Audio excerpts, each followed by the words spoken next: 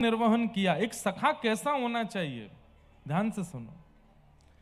मित्र और सखा, इन दोनों में अंतर होता है। यदा कदा मिलती, जो कभी कभी मिले, काम पड़ने पर मिले, जरूरत होने पर मिले, उसको मित्र कहते हैं। पर संग खावे, संग रहवे, संग ही रहे, आपके दुख को अपना दुख माने, उसे मित्र, उसे सखा कहते हैं।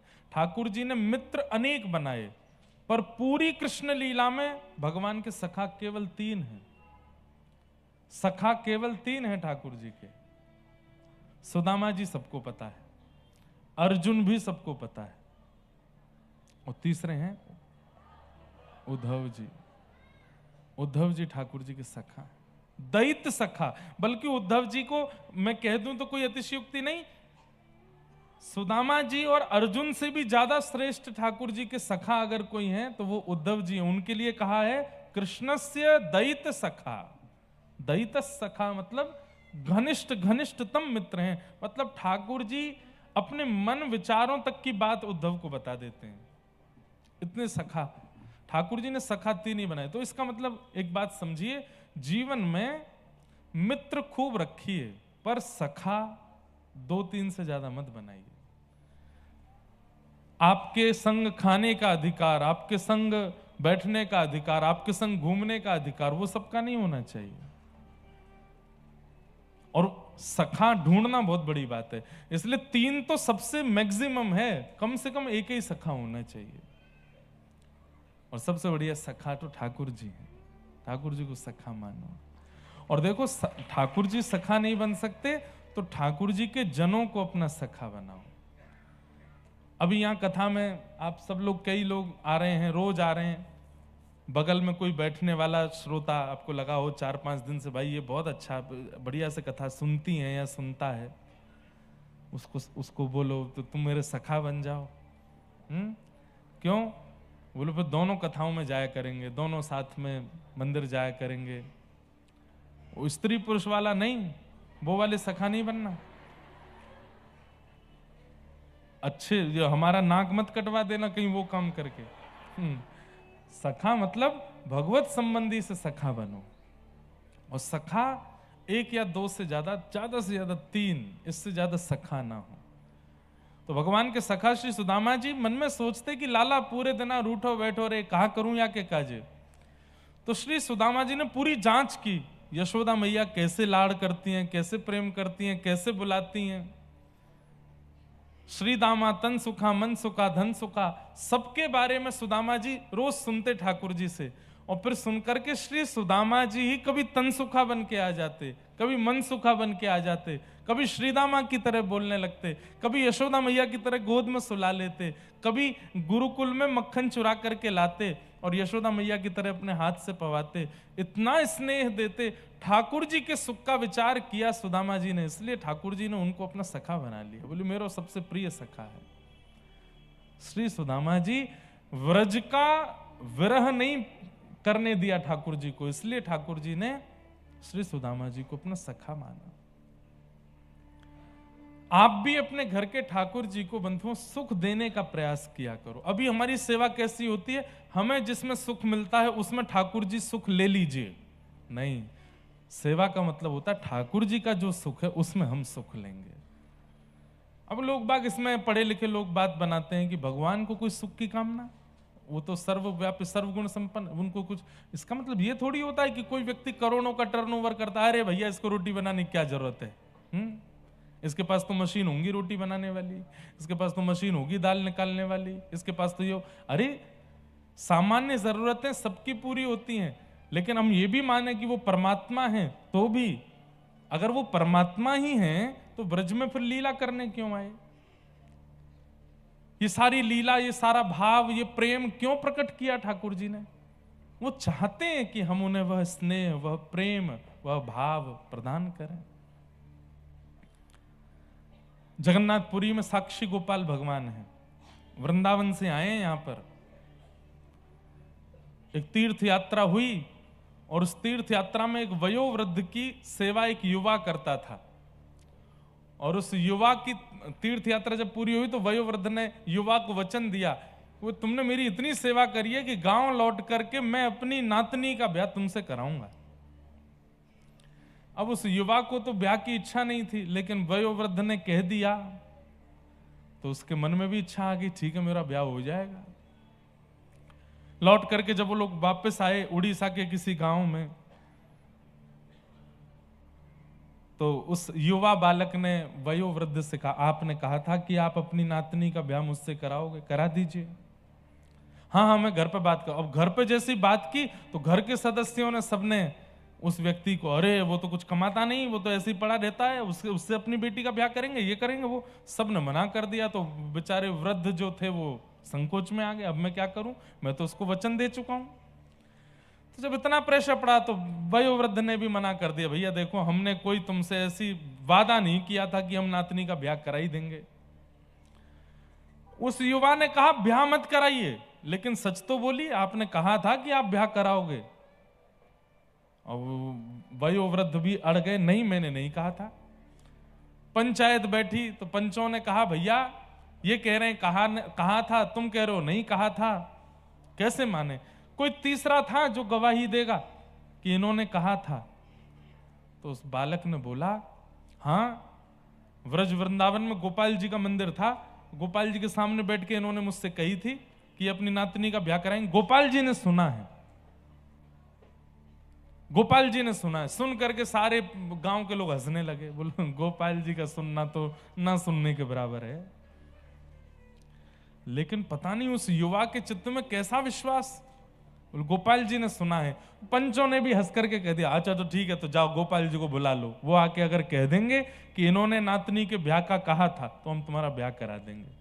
और पंच सारे वयोवृद्ध से बोले, अब गोपाल जी तो आने नहीं, तुम अपनी नातनी का कहीं कर दो ब्याह। वो बालक बोला, मैं आज ही निकल रहा हूं वृंदावन। पहुंच गया वृंदावन, और वृंदावन में श्री गोविंद देव जी का मंदिर है, रंग जी के मंदिर के पास, वहीं पास में ही गोपाल जी का वो मंदिर था। साक्षी गोपाल उनका नाम यहां आकर के पड़ा, वहां वो गोपाल जी थे। उस युवा ने जाकर के गोपाल जी को, हे गोपाल जी आपने सुना था, उन वयोवृद्ध ने आपके सामने वचन दिया था कि वो अपनी नातनी का ब्याह मुझसे करेंगे, आप मेरे साथ चलो, मेरे साथ उड़ीसा चलो, और वहां जाकर के सबको साक्षी दे दो कि हाँ उन्होंने कहा था। आपका तो गुरुदेव ठाकुर जी घर बस गया, मेरा बस जाएगा। आपके तो एक आदमी 16,000 बसे हुए हैं, एक आध दासों के भी बस जाएंगे तो क्या बुराई है। ठाकुर जी को मनाने लगा। अब ठाकुर जी कहां बोलते हैं, तो चुपचाप खड़े हैं ऐसे मूर्तिमंत होके, जैसे सारे मंदिरों में ठाकुर वैसे ही हैं। रात में पुजारी जी मंदिर बंद करने लगे तो गेट के आगे अड़ गया, बोले बंद मत करो, मेरी बात चल रही है इनसे। पुजारी जी ने धक्का वक्का देके मंदिर बंद कर दिया। रोने लगा, रोते रोते बोले मैं खाऊंगा नहीं, पीऊंगा नहीं, प्राण त्याग दूंगा यहां पे, क्योंकि मैं वापस गांव जाने लायक तो बचा नहीं। वापस खाली हाथ गांव जाऊंगा तो गांव के लोग और हंसी उड़ाएंगे। गोपाल जी सबकी लाज रखी आपने, मेरी भी रख लो। जैसी लाज राखी द्रौपदी की, होन न दीन उघारी, जैसी लाख राखी अर्जुन की, भारत युद्ध पछारी। ऐसी मेरी भी लाज रखो ना नाथ, चल दीजिए मेरे साथ। आधी रात का समय हो गया, रो रहा था, बिलख रहा था, कुछ खा पी नहीं रहा था। तो बंद मंदिर के भीतर से गोपाल जी बोल पड़े, ए पागल क्यों रोता है, कुछ खा पी ले, कहीं चला जा। बोले आप ही बोल रहे हैं ना अंदर से? बोले हाँ मैं ही बोल रहा हूं, मैं तुझसे ये कह रहा हूं कि भाई मैं कहीं आता जाता नहीं हूं, और ये कलिकाल चल रहा है, घनघोर कलयुग चल रहा है, मैं ज्यादा हिलता डुलता नहीं हूं, इसलिए तू चला जा, मेरे पीछे मत पड़, और तू जा, उससे बढ़िया कन्या से तेरा ब्याह हो जाएगा, और मैं हिलता डुलता नहीं हूं, कहीं आता जाता नहीं हूं, चला जा चा। रोता रोता बाहर से बोला, हिलते डुलते नहीं हो तो बोल कैसे रहे हो? जब बोल सकते हो तो हिल भी सकते हो, जब बोल सकते हो तो चल भी सकते हो। अब तो मैं और नहीं जाऊंगा, जब आप बोल सकते हो तो चल भी सकते हो, चलो मेरे संग। और रात भर हो गई, ठाकुर जी ठाकुर जी अंदर से ही बात कर रहे हैं। बोले तू मुझे कैसे लेके जाएगा? बोले कि मैं व्यवस्था कर लूंगा, बैलगाड़ी में ले चलूंगा। अरे 1-1.5 महीना लगेगा पहुंचने में। तो बोले 8 बार भोजन करता हूं मैं दिन में, अष्टयाम भोजन लगता है मेरा। बोले मैं सब व्यवस्था कर दूंगा, चल दो मेरे साथ। इतना उसने प्रेम से पुकारा, अंत में वो बोल गया मुझे ब्याह नहीं करना है, लेकिन अब मेरे मन में इच्छा हो गई है कि मैं ठाकुर को ले जाऊं अपने गांव में जाके विराजमान, अब आप चल दो। ठाकुर जी बोले ठीक है मैं चल दूंगा, पीछे मुड़ के नहीं देखना, हाँ? जब भोजन कराना होगा तभी मेरे सामने आना। और अर्धरात्रि में ही ठाकुर जी वर्षों से वृंदावन में सेवा करा रहे थे, अचानक से निकल गए, बैलगाड़ी पे बैठ गए। बोले चल ले चल अपने प्रांत में, तेरे यहां विराजेंगे, वहीं रहेंगे। 8 बार भोजन करते हैं दिन में, और भोजन करते करते करते जो 1 महीना में पहुंचने थे 3 महीना में पहुंचे, इतना भोजन करते हैं। और जब चलते थे तो ठाकुर जी नृत्य करते हुए चलते थे, पांव के नूपुर बजते थे। जैसे ही उत्कल प्रांत में पहुंचे, समुद्री रेत उसमें जैसे ही चलने लगे तो ठाकुर जी के नूपुरों में धूल भर गई, तो आवाज नहीं आई। तो उसको लगा पता नहीं ठाकुर जी रुक गए क्या पीछे। जैसे ही पीछे मुड़ के देखा तो ठाकुर जी तो त्रवंग ललित श्याम सुंदर वहीं स्तब्ध हो गए। बोले अब नहीं जाऊंगा आगे। तेने पीछे क्यों देखा? बोले आपके नूपुर की आवाज ही नहीं आई मुझे। ठाकुर जी बोले वहां रेत भर गई है या हमारे ना आई। जय जय, बस 5-6 किलोमीटर दूर रह गया मेरा गांव, चल दो। ठाकुर जी बोले हम तेरे काजे 1000 किलोमीटर चल के आ गए, गांव बारे 5 किलोमीटर ना आ सके? उन तक कहते हैं यहीं आ जाएंगे। गांव में जाके हल्ला किया, बोले गोपाल जी आ गए, साक्षी देने गोपाल जी आ गए। इन्होंने कहा था अपनी नातनी का ब्याह मुझसे करेंगे, देखो साक्षी देने गोपाल जी आए। पूरा गांव इकट्ठा हुआ, आहा सबके नेत्र सजल हो गए। त्रिभंग ललित श्याम सुंदर मंद मंद मुस्का करके खड़े हैं और सबके सामने साक्षी दे रहे हैं। इन वयोवृद्ध ने मेरे सामने इस युवा बालक का हाथ पकड़ के साक्षी दी थी कि ये अपनी नातनी का ब्याह इससे करेंगे, अब आप इसका ब्याह करा दो और मैं अब स्तब्ध होकर के यहीं रहूंगा। और तब से पूरे नगर में महाराज ये बात सिद्ध हो गई कि यहाँ के गोपाल जी जगन्नाथ धाम की जो यात्रा करता है उसकी साक्षी लेते हैं, उसकी साक्षी करते हैं। कब देंगे साक्षी? मृत्यु के बाद जब हम लोग जाएंगे तो यमराज जी आएंगे, सबसे पहले सारा रजिस्टर खोल के दिखाएंगे और पूरा बताएंगे तुमने ये किया, जीवन में ये किया, इतना मांस खाया, इतना ये गलत काम किया, इतना ये सब किया, इन सब के बदले तुमको अब नरक जाना पड़ेगा। तब आप उनसे कह सकते हो, हे यमराज जी, हम जगन्नाथ जी गए थे, हमने वहां महाप्रसाद पाया था, हमने समुद्र स्नान किया था, नील माधव भगवान का दर्शन किया, नील चक्र का दर्शन किया। तब यमराज जी कहेंगे कोई गवाही है? उसी समय आप अगर स्मरण करोगे साक्षी गोपाल प्रभु का तो तुरंत प्रकट हो जाएंगे और यमराज जी को साक्षी दे देंगे, हाँ ये जगन्नाथपुरी आए थे, इन्होंने महाप्रसाद पाया था, नील चक्र का दर्शन किया था, इसलिए प्रसिद्ध है श्री साक्षी गोपाल प्रभु। तो ये बात मैं क्यों बता रहा हूं? ठाकुर जी, अब आप मानो कि वो तो परमात्मा है, उनको क्या आवश्यकता कि हम उनको सुलावें, उनको उठावें, उनको खिलावें पिलावें? कोई आवश्यकता नहीं है। पर जब प्रेम होता है तो अनावश्यक व्यक्ति के साथ भी प्रेम प्रकट किया जाता है। अब घर पे प्रधानमंत्री आ जाए, उसको चाय की कोई कमी है, उसको भोजन की कोई कमी है, लेकिन आपका भाव रहता है ये हमने बनाया है, प्रेम से पाइए ना थोड़ा सा। हमने कोई महाराज जी आ जाए, संत आ जाए, उनको कोई कमी है? सब कुछ है उनके पास, पर फिर भी आप अपने प्रेम के अधीर होकर के दक्षिणा भी देते हो, माला भी पहनाते हो, सौल भी उड़ाते हो, कुछ खाने को भी देते हो, चाय की भी पूछते हो। ये प्रेम ही तो है। ऐसे ही ठाकुर जी के पास कोई कमी नहीं है, पर हमारा प्रेम है कि हम उनको देवें, हम उनको सुलावें, निलावें, उठावें, सब क्रिया करावें। क्या पता वो इतने रीझ जाएं हमसे, इतने रीझ जाएं जैसे सुदामा से रीझ गए, और रीझ करके कभी हमें स्वीकार कर लें। बस इसीलिए तो हम सब प्रेम लक्षणा भक्ति का मार्ग चुन रहे हैं। खूब भाव से सेवा करो। आपके सुख से ठाकुर जी विराजे नहीं, ठाकुर जी के सुख से आप विराजो। एक नियम बना लीजिए, रात्रि में कई बार मैं तो लेट हो जाता हूं, रात में 8:30 बज जाते हैं, फिर मैं घरों में गया तो लगभग सबके ठाकुर जी के दर्शन करने पहले घर में ठाकुर जी के दर्शन करता हूं। तो मुझे तब तो मैं नहीं बोल पाया, लेकिन आज बोल देता हूं। अब हम आए थे 10 बजे, 10:30 बजे, किसी के घर पहुंचे 12 बजे, ठाकुर जी तब तक जग ही रहे थे। ये नहीं करना है। 2 चीज का नियम बना लीजिए। एक तो सुबह ठाकुर जी की मंगला, चाहे मैं कहता हूं 4 बजे नहीं करो, 6 बजे करो, 7 बजे करो, 8 बजे, 9 बजे करो, पर वो समय से होनी चाहिए। 9 बजे मतलब 9 बजे। कल हम क्रिकेट खेलने चले गए तो वहां महाराज जी बोले एक मैच और, एक मैंने कि महाराज जी सेवा है ठाकुर जी की, तो बोले नहीं एक और खेल। तो फिर हमने अपने पंडित जी को भेजा कि आप जाके ठाकुर जी की सेवा करो, 9 से ऊपर नहीं जाना चाहिए। रात्रि में शयन का भी नियम रखो। भले ही महाराज जी 12 बजे आ रहे हैं, महाराज जी आके भोजन पानी करके चले जाएंगे, ठाकुर जी का शयन 8:30 होना है तो होना है। आप कहेंगे इसके पीछे कारण क्या है? कारण सुनो। हम लोगों का, हम तो मानव हैं, हम भी समय बांटते हैं सब में। ऐसे ठाकुर जी ने भी सबको समय दिया होता है, ठाकुर जी का भी समय बटा होता है। ठाकुर जी कहते हैं कि भाई मेरी 8:30 बजे वाके घर पे शयन आरती होगी, वाके बाद में तेरे पास आ जाऊंगा। अब आप 8:30 के 8:45 बजाते हो, 8:45 के 9 बजाते हो, 9 के 9:30 बजाते हो, तो अगले दिन से ठाकुर जी आना बंद कर देते हैं कि भाई ये बहुत विलंब करते हैं, मुझे अन्य भक्तों को समय देना है और ये समय से सेवा करते नहीं है, समय से प्रसाद पवाते नहीं है, समय से कोई ध्यान रखते नहीं है। इनके यहां पे मेरी मूर्ति विराजेगी, मैं नहीं विराजूंगा। मूर्ति में प्रतिष्ठा वैदिक मंत्रों से भी ज्यादा भाव से होती है।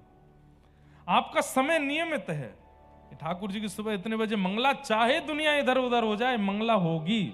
और रात्रि में आप चाहे पार्टी में गए हो, चाहे शादी में गए हो, चाहे मॉल गए हो, चाहे पिक्चर देखने गए हो, आपका समय उसी अकॉर्डिंग चलता है कि ठाकुर जी की 7:30 8 बजे शयन होगी, उसके बाद ही मैं कहीं जा सकता हूं।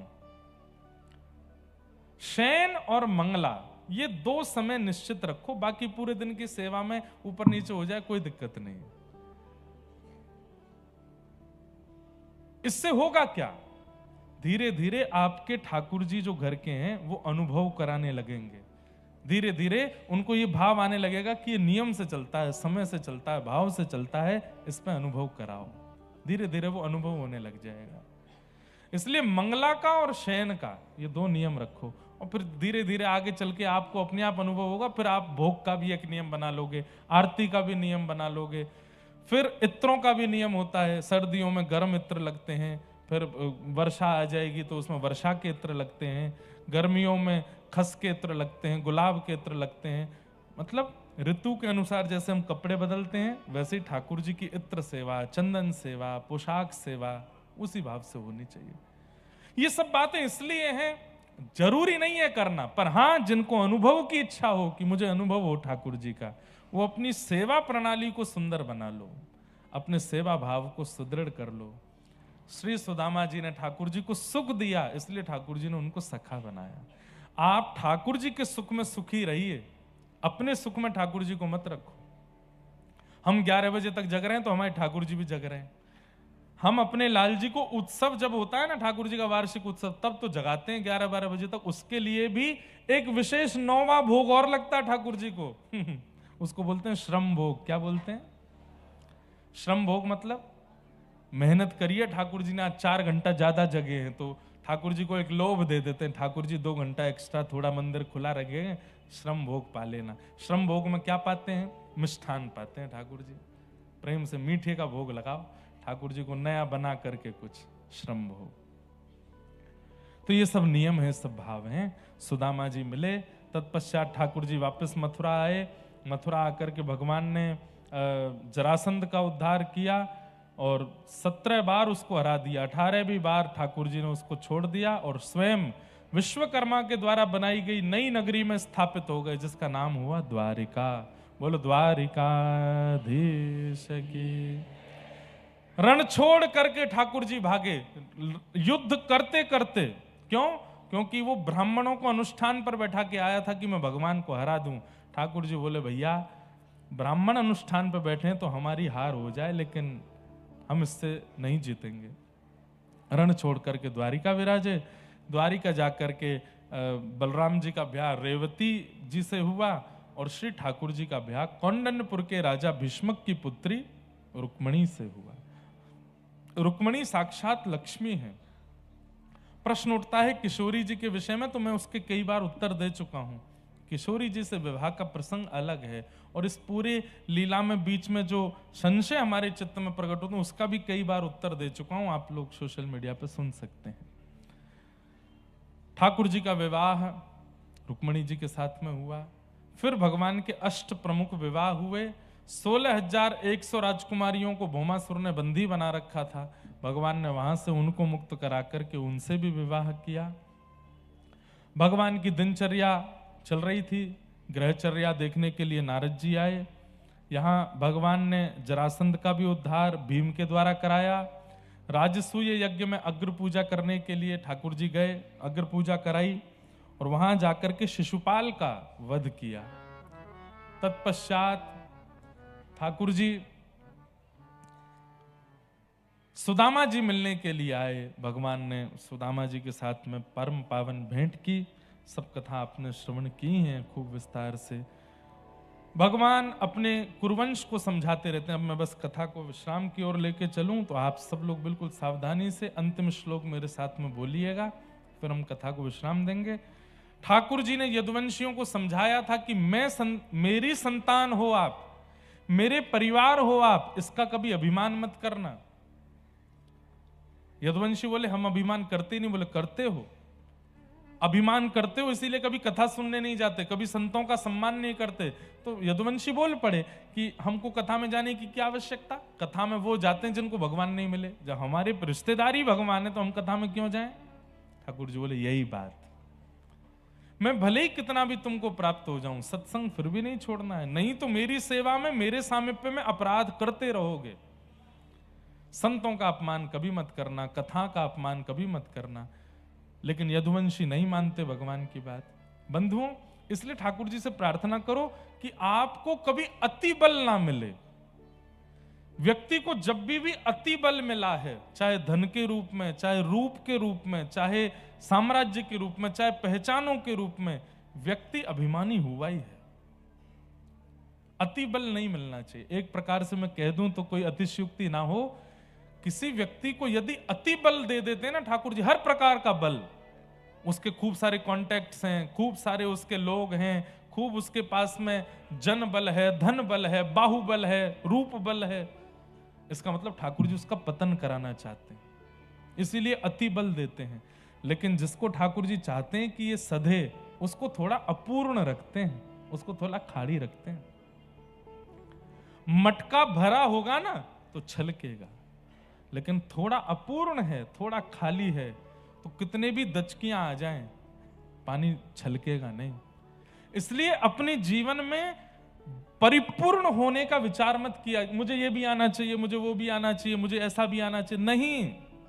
थोड़ा अपूर्ण रहिए, थोड़ी अपूर्णता अच्छी है। और अपूर्णता से कुछ हो चाहे नहीं हो, एक काम होता है, अभिमान नहीं आता व्यक्ति के चित्त में। हां भाई, नहीं हम सर्वगुण संपन्न, आपको स्वीकार हो तो स्वीकार करो, नहीं हो तो बिल्कुल मत करो। हमें सर्वगुण संपन्न बनना भी नहीं है, क्योंकि जो सर्वगुण संपन्न है कहीं ना कहीं उसके अंदर अहम भी होता है, और अहम भगवत प्राप्ति में दोष है, भगवत प्राप्ति में कहीं ना कहीं रुकावट है। इसलिए थोड़े थोड़े अपूर्ण सब जगह रहिए। पढ़ाई बहुत अच्छी करनी आती है, जो पढ़ते हो याद हो जाता है, तो कुछ कुछ चीजों को थोड़ा ऐसा भी रखो कि जो याद नहीं करो, नहीं तो किताबी कीड़े बन जाओगे। भोजन बहुत अच्छा बनाना आता है तो कभी कभी नींबू वगैरह ज्यादा डाल दिया करो, नहीं नजर लग जाएगी भोजन को। गाड़ी वाड़ी चलानी आती, कभी कभी गड्ढे वड्ढा में गिर दो, एक आध व्यक्ति को स्पर्श तो कर ही दो स्पर्श ही करना, उड़ा मत देना। थोड़ी अपूर्णता अच्छी है, थोड़ी अपूर्णता अच्छी। अब मुझे कोई बोले महाराज जी भागवत कथा आप सुना देते हैं, भक्तमाल भी सुनाते हैं, मानस जी की राम कथा भी थोड़ी बहुत, अब वाल्मीकि सुनाऊं। मैंने कि कहीं तो अपूर्ण रहने दो मुझको, नहीं तो फिर पता है क्या होता है, सब कुछ आने के बाद आप दोष ही देखते हो दूसरों में। अरे ये इसको नहीं आता, इसमें तो हमने पढ़ा है, ऐसा लिखा वहां तो ये ऐसा कर रहा है। बुद्धि गर्विष्ठ, रूप गर्विष्ठ, यौवन गर्विष्ठ, और ये गर्विष्ठता ही भगवत मिलन में बाधा बन जाती है। इसलिए थोड़ा अपूर्ण रहिए, भक्ति में भी अपूर्ण रहो। आप पूरे सूरदास नहीं बन सकते, पूरी मीराबाई नहीं बन सकते, पूरे तुलसीदास नहीं बन सकते। हाँ, प्रयास करो, पर पूर्णता पे मत। पूर्णता जैसी लग रही हो पूर्णता आने वाली है, रुक जाओ। पूर्ण नहीं होना है, परिपूर्ण नहीं होना है। तो अब ये मैंने कह दी है बात, इस पर चिंतन कीजिएगा, इस पर मनन कीजिएगा कि क्या बात थी, क्यों कही गई। महाराज जी अभी बोले कल मैं कुछ क्या आया, वो रात तक सोचते रहे। हमने क्या कहा था कि प्रेम शब्द का विषय नहीं है, ये तो है ही है। और जो बोल दिया जाता हो, जो बता दिया जाता हो, वो कुछ और था, प्रेम तो नहीं था। पति ने अगर पत्नी के पूछने पर बता दिया कि तुम क्यों प्रेम करते हो, और पति ने बता दिया मैं इसलिए प्रेम करता हूं, इसलिए प्रेम, तो समझ जाना प्रेम है ही नहीं। उत्तर यही मिलता हो पता नहीं क्यों प्रेम करते हैं, आज तक पता ही नहीं चला, तो समझो ये प्रेम है। ये शब्द नहीं है, अक्षर नहीं है, वाक्य नहीं है, विचार नहीं है बताने को, वो प्रेम है। तो थोड़े अपूर्ण रहिए, परिपूर्ण मत बनिए। यदुवंशियों को परिपूर्णता का अनुभव होने लगा। अरे कहां तक कहें, भगवान को निमंत्रण आता था कि हमारे घर पधारिए। ठाकुर जी बोलते मैं तो बहुत व्यस्त हूं। तो बाहर जाके यदुवंशी कहते हम भगवान के परिवारी हैं, वो नहीं आ रहे तो हम आ जाएंगे, तो हमारा सत्कार करना। और यही अभिमान उन यदुवंशियों के नाश का कारण बन गया। बंधुओं, मेरे मन में बातें तो बहुत आती, पर मुझे समय दिख जाता है। एक बात और कह दूं, प्रभु श्री राम ने जब रावण के साथ युद्ध किया था, उस समय समस्त वानरों को राम जी ने अपने समान बल प्रदान कर दिया था। हनुमान जी महाराज सीता सुध लेने के लिए गए, जब लेकर के आए तो सब प्रशंसा करने लगे, लेकिन तब भी हनुमान जी महाराज दीनहीन होकर के बोले तब प्रताप रघुनाथ, मेरा प्रताप नहीं है, ये राम जी ने मुझको प्रताप दिया है। और इस बात को केवल बोल नहीं रहे, हनुमान जी मानते भी हैं कि मेरा प्रताप नहीं है, मेरा बल नहीं है, तब प्रताप रघुनाथ, ये रघुनाथ जी का बल है। राम रावण युद्ध में वानरों का उद्धार क्यों हो गया? क्योंकि राम रावण युद्ध हो जाने के बाद जब राम जी वापस अयोध्या आए, प्रत्येक वानर ने जाकर के राम जी से कहा ये बल आपने हमको दिया था कि हम रावण की सेना से लड़ पाए, अब इस बल को हमसे वापस ले लीजिए, इस बल की हमको आवश्यकता नहीं है। लेकिन यदुवंशियों को बल दिया ठाकुर जी ने, ठाकुर जी को वो बल वापस नहीं किया, बल्कि उस बल का अभिमान किया। अरे हम भी योग्य, हम भी श्रेष्ठ हैं। सब यदुवंशी भी चतुर्भुज थे भगवान की तरह, सब यदुवंशी भी सुंदर हैं भगवान की तरह। ठाकुर जी बोले सर्वगुण दे, ये भगवान हमको सिखाने के लिए कि देखो परिपूर्ण बना दिया इनको मैंने, तो अपने नाश का कारण इनकी परिपूर्णता ही बनेगी। वही हुआ। कभी कथा नहीं सुनते, कभी सत्संग में नहीं जाते, कभी किसी संत महात्मा को प्रणाम नहीं करते, तो बोले हम यदुवंशी हैं, भगवान के वंशज हैं, हम द्वारिका में रहते हैं, क्यों करें? ठाकुर जी के समझाने पर भी जब नहीं माने, तब एक दिन बुद्धि विकृत हुई और भगवान के पुत्र शाम्ब को साड़ी पहना करके संतों के पास ले गए और बोले नई बहू आई है द्वारिका की, बताओ इसके गर्भ में लाला है कि लाली? संतों ने दिव्य दृष्टि से देखा,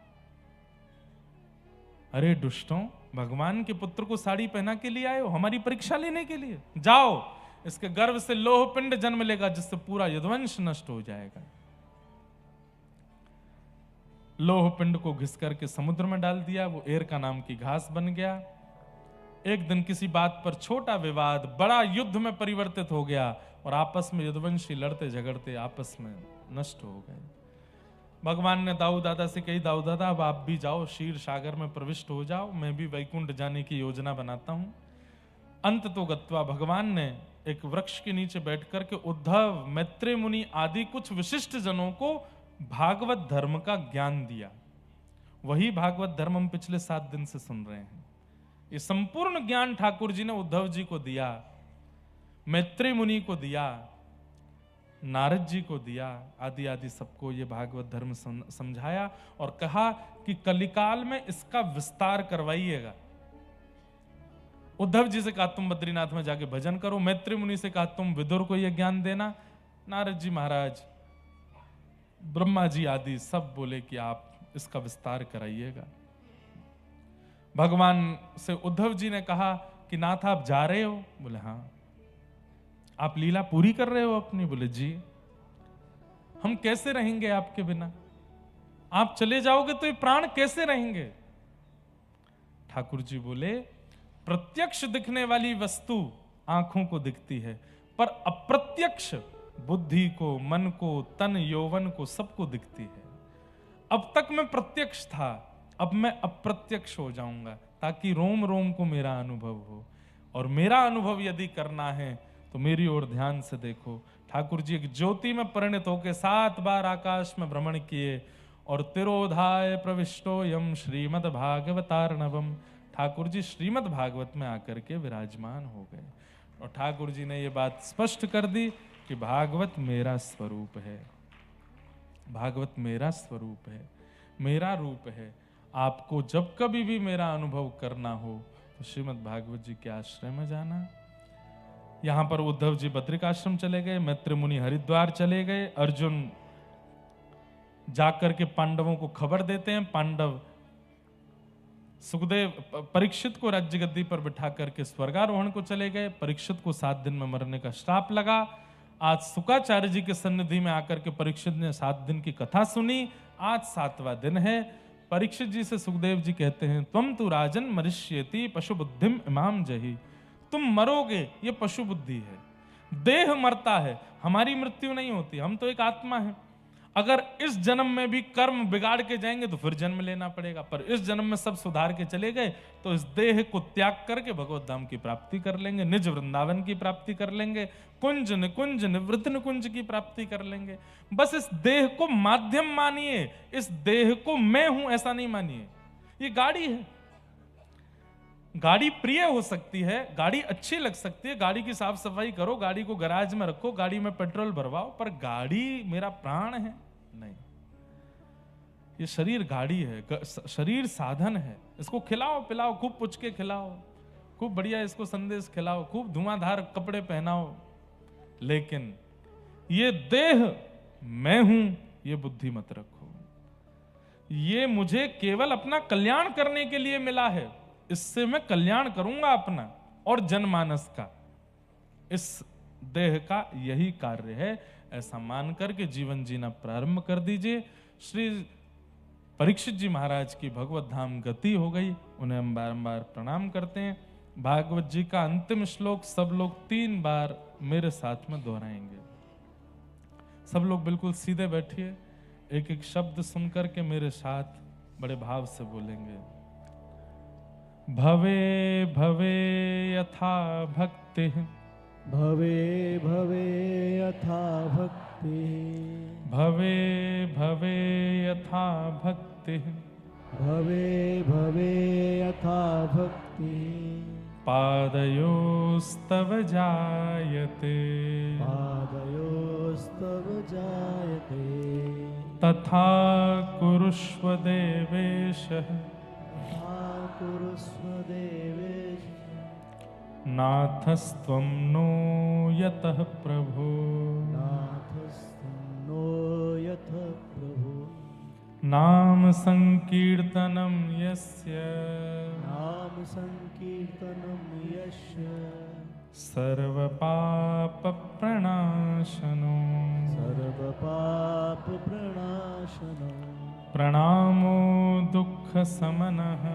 प्रणामो दुःख समनः, तं नमामि हरिं परम्, तं नमामि हरिं परम्, नाम संकीर्तनं यस्य, नाम संकीर्तनं यस्य, सर्वपाप प्रणाशनो, सर्वपाप प्रणाशनो, प्रणामो दुःख समनः, प्रणामो दुःख समनः, तं नमामि हरिं परम्, तं नमामि हरिं परम्, नाम संकीर्तनं यस्य, नाम संकीर्तनं यस्य, सर्वपाप प्रणाशनो, सर्वपाप प्रणाशनो, प्रणामो दुःख समनः, प्रणामो दुःख समनः, तं नमामि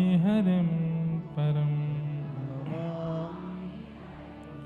बोलो वृंदावन बिहारी लाल की, श्री राधा रमण लाल की, श्री राधा वल्लभ लाल की, प्यारे राधा गिरधर लाल की, जगन्नाथ महाप्रभु की, बलभद्र सुभद्रा मैया की, नीलाचल धाम की, भद्रकाली मैया की, श्री गंगा मैया की, भारत माता की, सद्गुरुदेव भगवान की, सब संतन की, सब भक्तन की, सब विप्रन की, जय जय श्री राम, जय जय श्री राम, जय जय श्री राम। नमः पार्वती पतये, हर हर महादेव। क्या कह रही हो लाली हैं? आप सबको बहुत बहुत जय श्री कृष्ण, जय सिया राम, जय श्रीमन नारायण, जय जय श्री राधे, जय जगन्नाथ। आप सब लोगों को बहुत बहुत प्रणाम। पुनः जल्दी मिलेंगे आप सब लोगों से। तब तक के लिए खूब प्रतीक्षा करो, खूब भाव रखो। कलकत्ता वासी सब लोग, भालोवासी किमो नास्ची, जगन्नाथ जगन्नाथ चक्कानयन, जगन्नाथ चक्कानयन, नीलाचल वरे, तू न संभाले तो हमें कौन संभाले। ओ तू न संभाले तो हमें कौन संभाले। हे तू न संभाले तो हमें कौन संभाले। ओ तू न संभाले तो हमें कौन संभाले।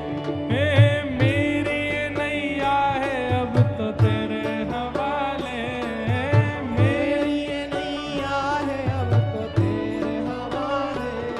हाँ मेरी ये नैया है अब तो तेरे हवाले। ओ मेरी ये नैया है अब तो तेरे हवाले। ओ तू न संभाले तो हमें कौन संभाले। हो ओ तू न संभाले तो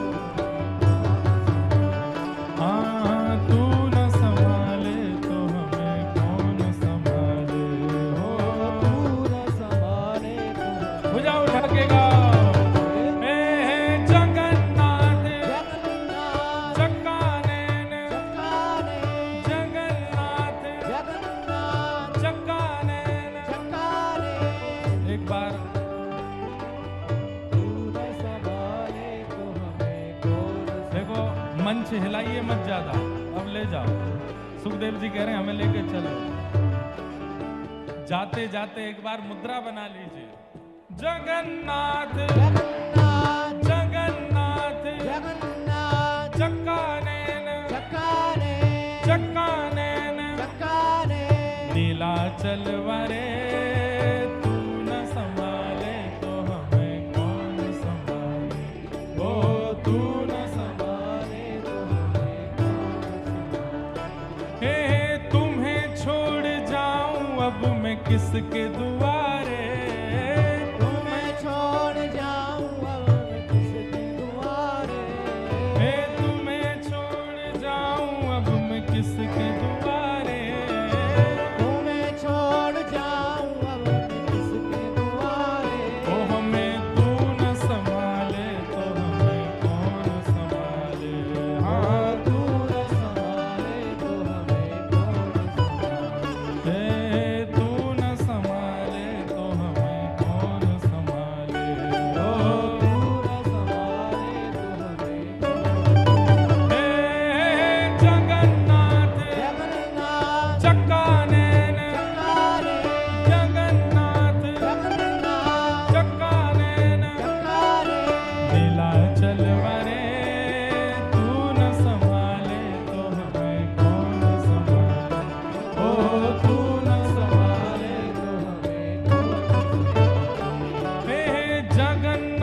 स्वामी मेरे